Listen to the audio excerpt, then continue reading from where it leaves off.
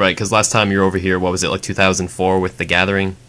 Yeah, it's a very long time ago. Yeah, I mean, I only got into Agalloch about 3 years ago, and just like, oh man, I'd kill to see this band. So it's cool to hear that you guys are planning something. Yes, definitely. Sweet. So you did a European tour. I'm not exactly sure when, but just talk a little bit about that. The last sort of major European tour was in March of 2009. That was with another Austrian band, Dornerreich, and we've been good friends with since the demo days. We go way back with them and have been fans of theirs. They've been fans of us for ever since '96, '97. So that was a real pleasure to tour with them, and it's always a pleasure to tour Europe because there's a little bit of a tourist part of me that just likes to visit other countries and try other foods and other beers and liquors and things like this. Mm-hmm. And it's not the best way to see another country. I mean, we jumped out of the bus and saw the Eiffel Tower, and then we jumped back in. But it's wonderful to meet fans. I mean, it's wonderful to meet fans from another country, and it's really always, we played Romania March 2010, and it was strange to play, like, a very, very somewhat poor, impoverished, sort of, post-communist country, and just have the most warmest, wonderful reception. People were just diehards, and they were so happy that we would come over all the way to Romania just for these two shows. But that was probably one of the best times, and it was the best time we've ever had as a band, socially and musically, visiting Romania and engaging the culture and the people. Probably one of the highlights of our career. And was it like a co-headlining tour, or were you guys opening for Dornerreich? Well, the Dornerreich was co-headline. We would switch off, every other night or something, and one would headline, one would not. Romania was just us, and then that was also Alcest's first show ever. They opened for us in Bucharest. Right. So, as far as Agalloch goes, you have pretty big arrangements as far as the songs go, and you have to kind of strip these down to play them live. I think the new album has some pretty intense arrangements going on. So, do you think it's going to be difficult to play the new songs live, or is there like completely reworked versions? Like, I know you did The Lodge. You have a dismantled version of that.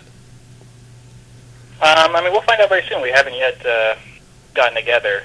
I'm leaving once school's out. I'm leaving for Portland, and then we'll be rehearsing for a little over a week straight to prepare, and that's when we'll sort of start working with these songs. I mean, I've worked on them myself here, and I don't think so. I mean, there's going to be things that will be missing, but either I'll find some way to, if there's a guitar harmony, I'll try to play something that references both harmonies.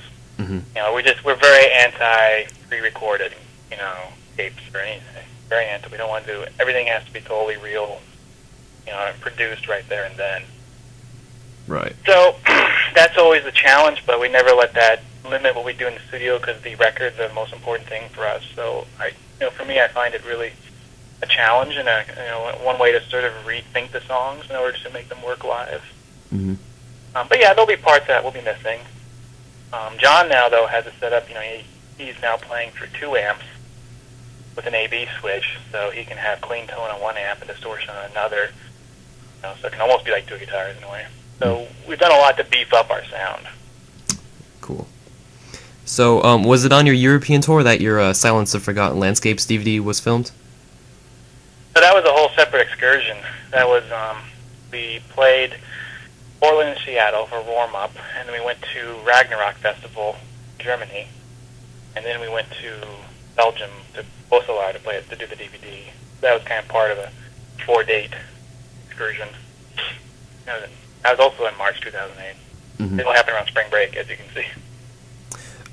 What's your opinion on the outcome of the DVD? Are you pleased with it? Well, I mean, it's so dated now already. I mean, God, I wish we could do it now. I'm very happy. We're very happy to have those songs recorded because, like Shadow, Our Pale Companion is very different. And we completely rewrote the middle part to make it work a little better live. We thought it's great to have a document, but I mean, already our stage show has increased and our gear has increased. I mean, we have better gear now. I mean, like for that show in Europe, it's hard to have your own gear, so it's like pods. I hate those things.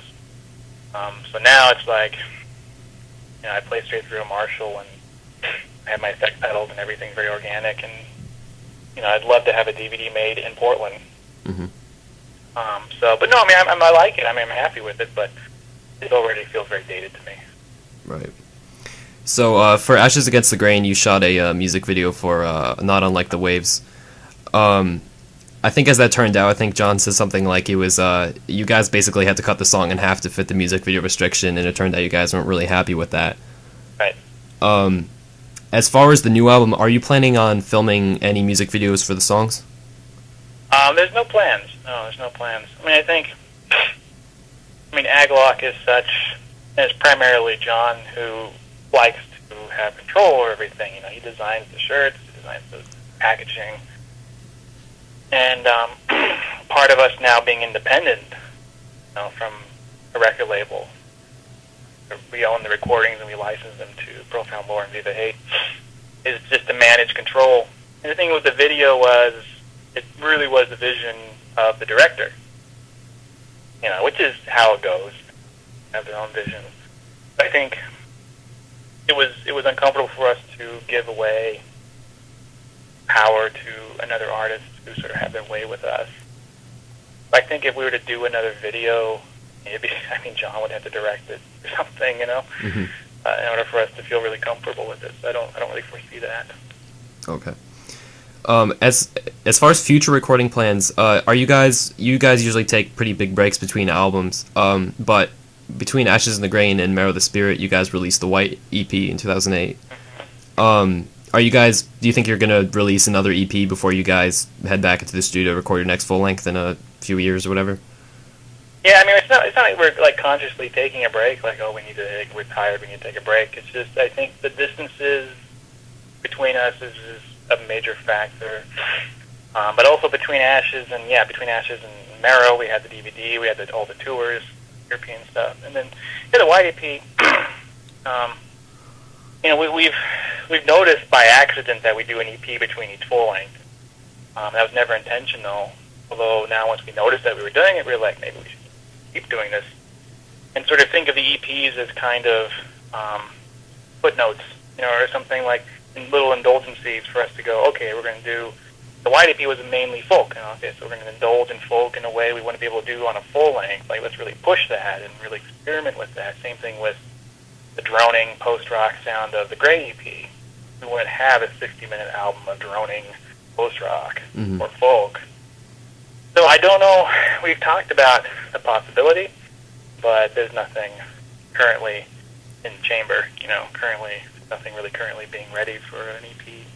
It's too early to tell. Cool. So on the White EP, you guys had a lots of. It was kind of like a concept album because there's a lot of quotes and a lot of in the lyrics. There's a lot of references to the Wicker Man. I thought that was really cool. Do you guys think you're gonna in the future maybe follow that same kind of route with the kind of like the concept album kind of deal? I think all the albums. I think Marrow, Ashes, The Mantle. Depending on how general of a definition you want to have for conceptual. They're all, I think, conceptual because I think with each record you have a certain series of impressions of ideas, not necessarily like a narrative or a story, but things you are interested in. Like this record, John was really fascinated by water, Marrow, Bone. You have these sort of like impressions, but they're not really add up to a story. So they're conceptual in the sense that it's a focus, on a particular set of ideas. But in terms of like any kind of conceptual, there's no real plans for that. I think the Wicker Man was just really, it all really fell together very well. But of course, I don't know how much you can draw a straight narrative line from, all through the White EP. I think it's also its own thing, but definitely it borrows from the Wicker Man significantly. Mm-hmm. Okay, cool. Well, I'd just like to end the interview, but thank you very much for doing this. Yeah. And is there anything you'd like to say to the fans? Thank you very much for listening and appreciating the work that we do. Okay. Thank you very much, Don. Yeah, no problem. Have a good night. Yeah, you too.